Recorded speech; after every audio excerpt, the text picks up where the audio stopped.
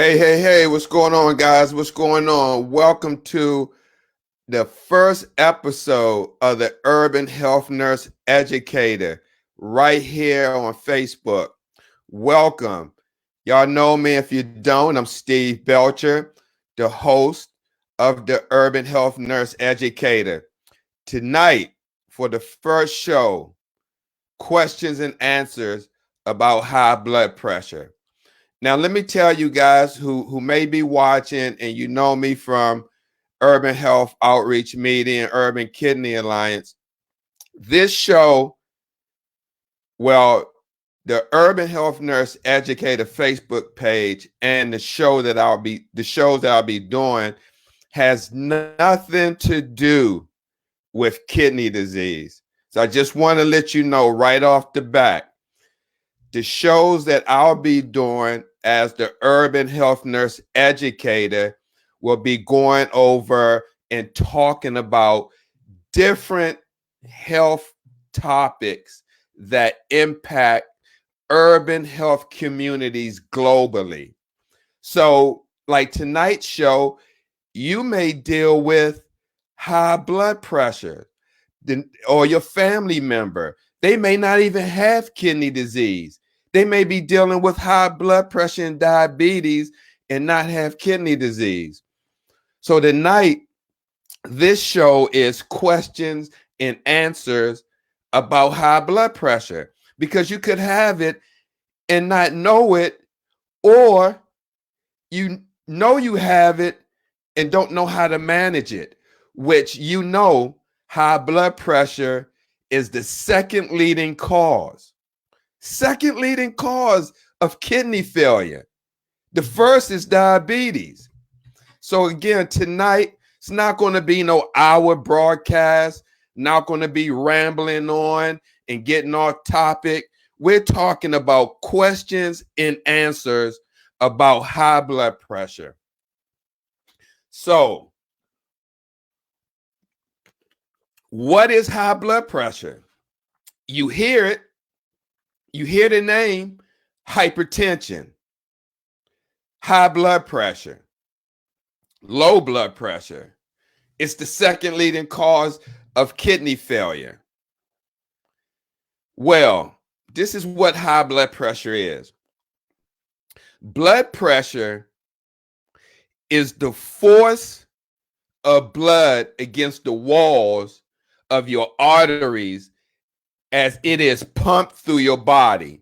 So as the heart is pumping, the force of the blood against the artery walls is the blood pressure. Now, when this force stays too high, it becomes a life-threatening condition called hypertension. And we all know that word. Many people, millions, are taking high blood pressure medicine like Procardia, Labetalol, Lasix. It makes the heart works hard. When you have high blood pressure, your heart is working hard, causing damage. Oh, it's causing damage. That's how your kidneys are damaged to the blood vessels, and can lead to serious health problems like heart disease, stroke, and kidney failure. How many people you know out there that has heart disease, that had a stroke?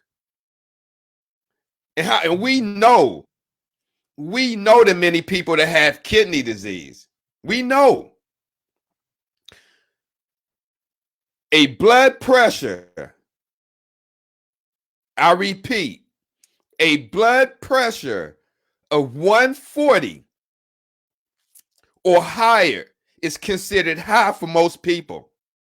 You got some people walking around 220 over 140, 170 over 110, 180 over 120. Now, in general, lower is better. It is. However, very low blood pressure can sometimes be a cause of concern and should be checked out by a doctor. It should be checked out by a doctor. High blood pressure. The pressure of blood in the vessel when the heart beats is called the systolic pressure. When they got the cuff on your arm and they pumping it up, that first number, when you hear him say 140 or 220 or 110, that's the systolic blood pressure. That is the pressure of blood in the vessel when the heart beats. Now, that bottom number, it could be 90, it could be 70, it could be 110, 120. That bottom number is called the diastolic pressure. Now, that is the pressure between beats when the heart relaxes. Let me repeat that. The diastolic, which is the lower number, is the pressure between beats when the heart relaxes. So let me just say this. A normal pressure would be below 120 over 80 and above 90 over 60 in adults. Children's blood pressures are totally different, but we're talking about adults in tonight's topic. Ask yourself this. Are you at risk for high blood pressure? If you're not on dialysis, ask yourself, are you at risk for high blood pressure? Especially since the lockdown. Some of us may not be privy to get fresh fruits and vegetables, so you may have to, your alternative may be canned food, which is high in sodium, packaged goods, high in sodium, chips, whatever. Packaged food, we know, are high in sodium. So you have to watch that, as well as other carry-out foods that you may decide to buy, like the Chinese carry-out, Wendy's, McDonald's. One may not feel like cooking. Go right down the street, get some chicken. These are the things we have to consider. Even though we're hungry, you have to see if you're at risk, not just for the coronavirus, because life is still going on with the coronavirus. Life is still going on. Yes, people are dying. People are getting transplants in some places. People are going grocery shopping. People are going to work. I don't know what's on the other side of this pandemic, but one thing the Urban Health Nurse Educator does know,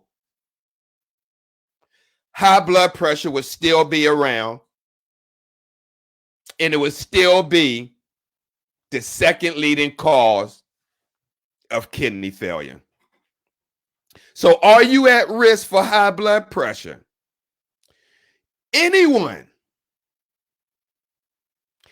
Anyone can develop high blood pressure, but there are several factors that increase your risk. Here they are: being overweight or obese, not exercising, eating too much salt and sodium, not eating enough potassium found in fruits and vegetables, drinking too much alcohol, having diabetes. And it's one thing they didn't have on here, is smoking. Now, those are your risk factors. I repeat, anyone can develop high blood pressure, but there are several factors, that increases your risk. Being overweight or obese, not exercising, eating too much salt and sodium, not eating enough potassium found in fruits and vegetables, drinking too much alcohol, having diabetes, and smoking. Let's ask the next question. How do I know? How do you know if you have high blood pressure? It was once called the silent killer. But guess who took its place? Kidney disease. 9th leading cause of death in the United States. High blood pressure is often called the silent killer because it usually has no symptoms at all. Some people may not find out they have it until they have complications that affect their heart, their brain, or kidneys. How many people watching this show that don't have kidney disease had an aneurysm, a stroke, or had their kidneys impacted, or their heart? This is from high blood pressure. The only way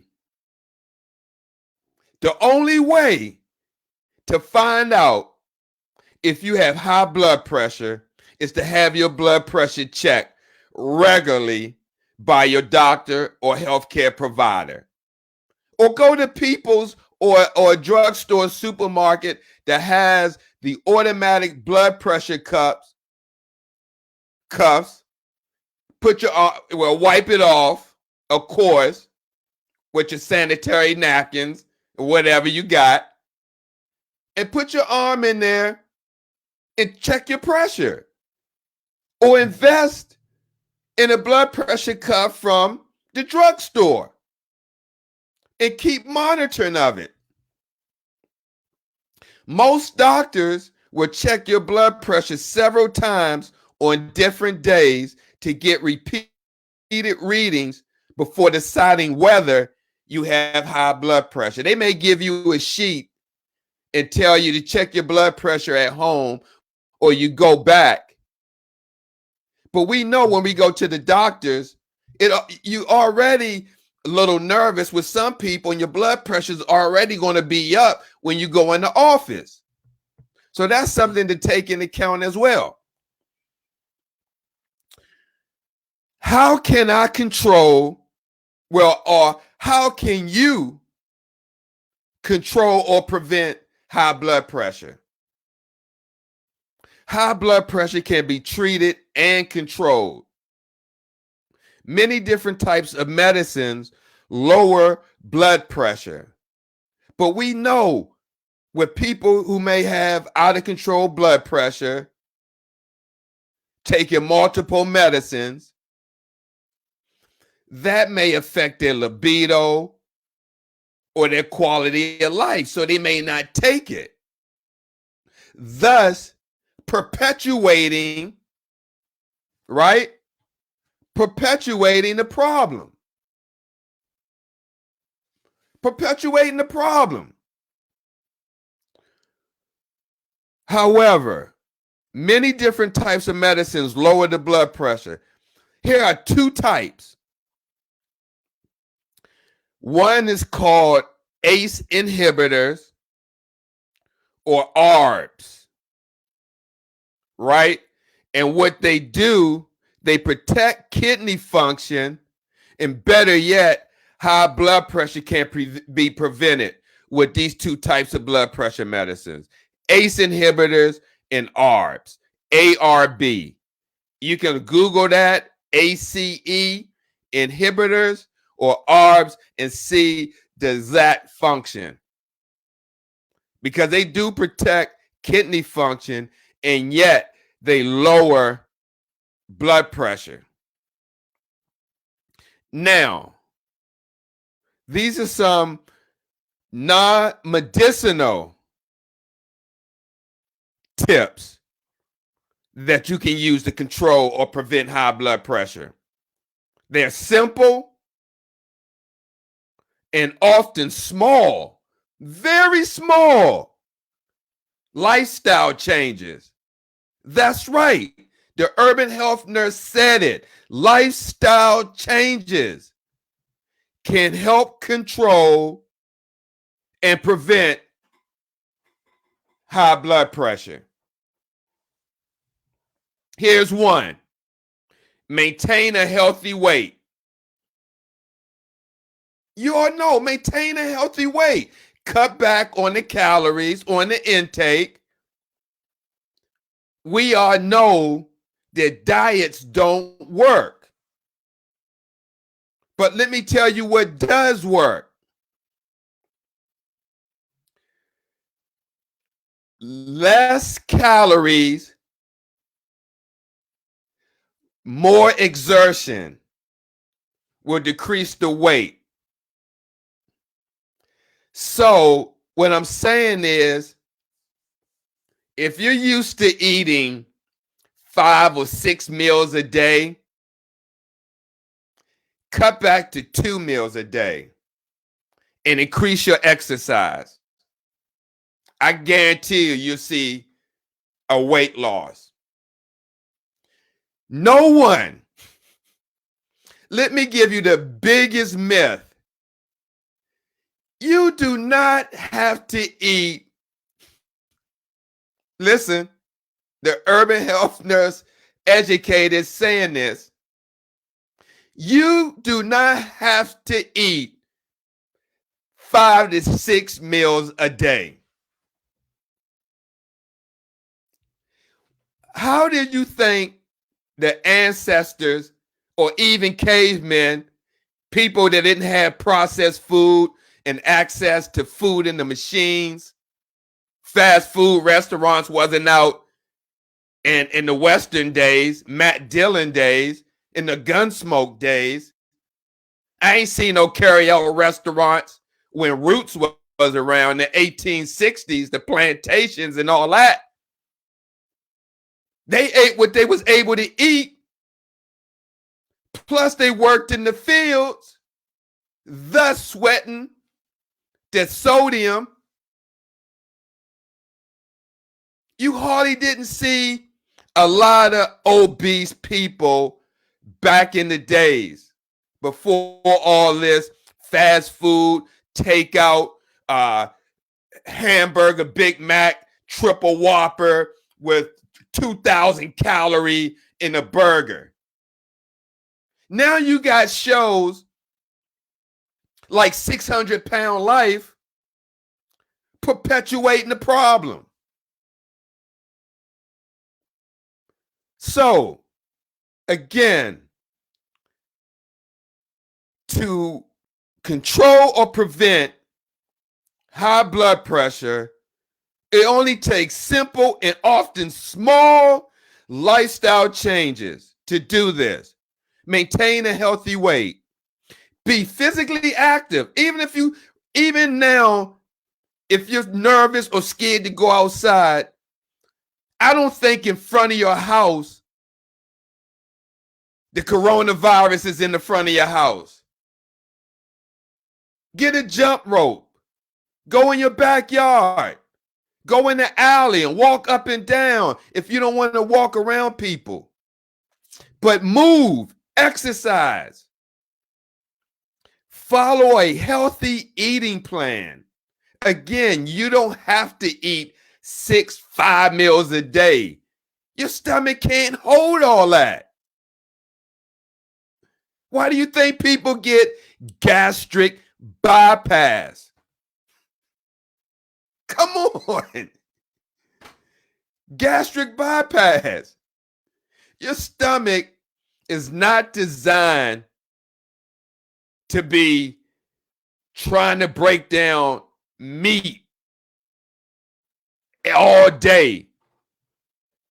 You see what I'm saying? Sausage, bacon, potatoes in the morning, McDonald's in the at lunchtime. In the evening, you come home and eat some pork chops or some other stuff. Your stomach is not designed to digest all that food like that. And